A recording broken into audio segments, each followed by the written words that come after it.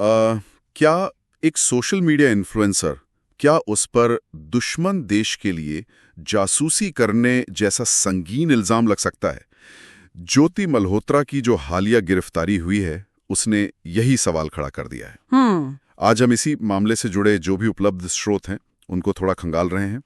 आरोपों की तह तक जाएंगे, कानूनी पहलू क्या है वो समझेंगे, बिल्कुल, और पुलिस के दावे क्या हैं, बचाव पक्ष क्या कह रहा है, इस पर गौर करेंगे। मतलब मकसद यही है कि इस उलझे हुए मामले की परतें खोली जाएं। बिल्कुल। और ये मामला ना आज के डिजिटल दौर के कई पेचीदा सवाल खड़े करता है। हाँ। हमारे पास जो जानकारी है, देखिए, उसके मुताबिक ज्योति मल्होत्रा पर ऑफिशियल सीक्रेट्स एक्ट यानी OSA, उसकी धारा 3 और 5 के तहत आरोप लगे हैं। अच्छा, OSA 3 और 5। हाँ, धारा 3 तो सीधे सीधे जासूसी से जुड़ी है, मतलब दुश्मन को फायदा पहुंचाने वाली जानकारी देना, और धारा 5 वो संवेदनशील जानकारी को गलत तरीके से शेयर करने के बारे में है।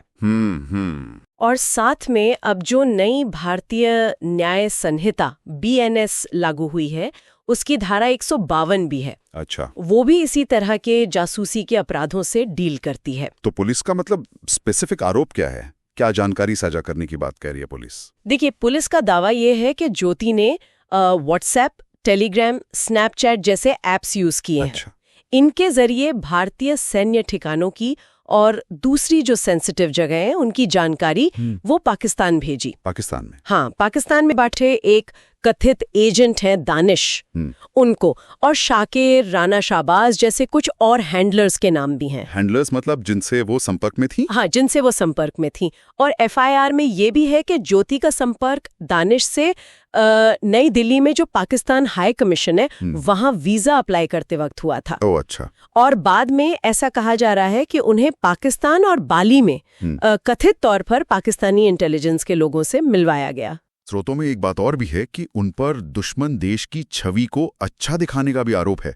लेकिन इन्फ्लुएंसर्स का तो काम ही होता है प्रचार करना। हाँ, बिल्कुल। उन्हें पैसे या सुविधाएं मिलती हैं, क्या ये अपने आप में कोई अपराध है? ये एक बहुत अहम सवाल है।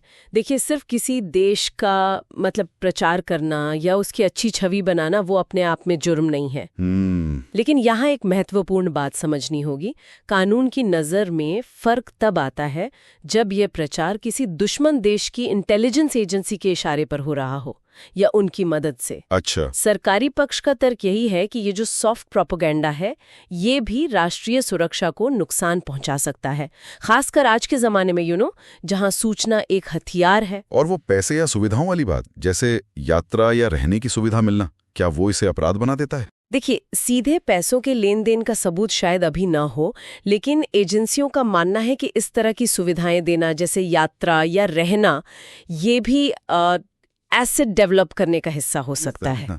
मतलब किसी व्यक्ति को धीरे धीरे अपनी तरफ करना, ताकि भविष्य में उनसे कोई खुफिया जानकारी ली जा सके या मदद ली जा सके। अच्छा। तो यहाँ पर जो सामान्य स्पॉन्सर्ड कंटेंट होता है, जो इन्फ्लुएंसर्स करते ही हैं, हाँ, बिल्कुल, और विदेशी इंटेलिजेंस की मदद करना, जो कि OSA के तहत एक अपराध है, इनके बीच एक बहुत महीन रेखा है।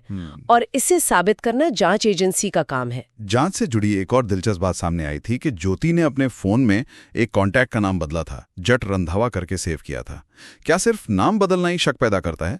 स्रोत में वो सब्जी वाले का उदाहरण भी था। हाँ, वो उदाहरण शायद समझने में थोड़ी मदद करता है। देखिए, सिर्फ नाम बदलकर सेव करना अपने आप में कोई अपराध नहीं है। ये तो बहुत लोग करता है। बिल्कुल।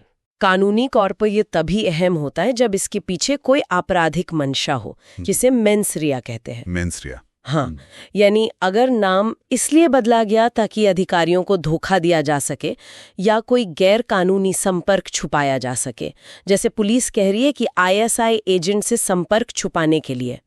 अगर वजह निजी थी, मान लीजिए परिवार से छुपाना था, तो वो अलग बात है। पुलिस का तर्क है कि ये पहचान छिपाने की कोशिश थी, पर ये उन्हें साबित करना होगा।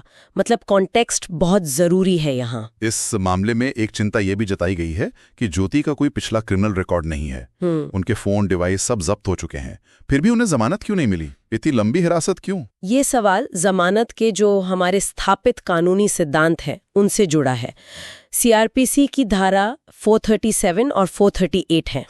वो कहती हैं कि कुछ स्थितियों में, खासकर जब आरोपी महिला हो, अपराध अहिंसक हो और सबूत जांच एजेंसी के पास हो, तो जमानत पर विचार करना चाहिए। अच्छा। और सुप्रीम कोर्ट ने भी अरनेश कुमार मामले में साफ कहा है कि गिरफ्तारी और जेल ये अपवाद होना चाहिए, जमानत नियम है।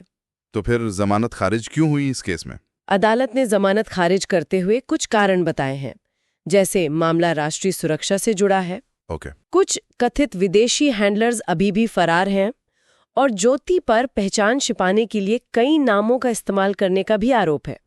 हालांकि ये तर्क जरूर दिया जा सकता है कि जब डिवाइस वगैरह सब जब्त हैं तो सबूतों से छेड़छाड़ का खतरा तो कम हो जाता है। सही बात है। पर शायद अदालत ने राष्ट्रीय सुरक्षा की संवेदनशीलता और जांच पूरी होने तक, जैसे फॉरेंसिक रिपोर्ट का इंतजार, इन बातों को ज्यादा वजन दिया हो। तो अगर हम संक्षेप में देखें, जासूसी के आरोप गंभीर है, लेकिन इसके लिए संवेदनशील जानकारी शेयर करना, साबित करना होगा।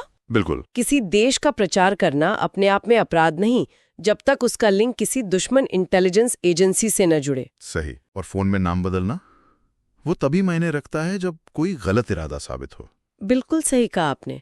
कानून यहाँ एक तरह का संतुलन बनाने की कोशिश करता है। जमानत एक अधिकार जरूर है, लेकिन राष्ट्रीय सुरक्षा के मामलों में अदालतें अक्सर ज्यादा सावधानी बरतती हैं, ये देखा गया है। हाँ। तो मुद्दा सिर्फ ये नहीं कि क्या किया गया, बल्कि उसका संदर्भ क्या था और क्या उसके पीछे किसी विदेशी एजेंसी के लिए काम करने का इरादा था, ये अदालत में साबित करना होगा। हाँ। न्यायिक प्रक्रिया भी जारी है। अंतिम तस्वीर तो सबूत सामने आने पर ही साफ होगी। और यहाँ हम आज की बातचीत को एक विचार के साथ छोड़ते हैं कि ऐसे दौर में जब ऑनलाइन प्रभाव डालना एक पूरा प्रोफेशन बन चुका है और देशों के बीच डिजिटल बातचीत बहुत आम है, तो एक समाज के तौर पर हम कैसे फर्क करें? वैध काम, अनजाने में हुई गलती और वास्तविक राष्ट्रीय सुरक्षा के खतरे के बीच वो साफ रेखा कैसे खींची जाए? ये बहुत बड़ा सवाल है।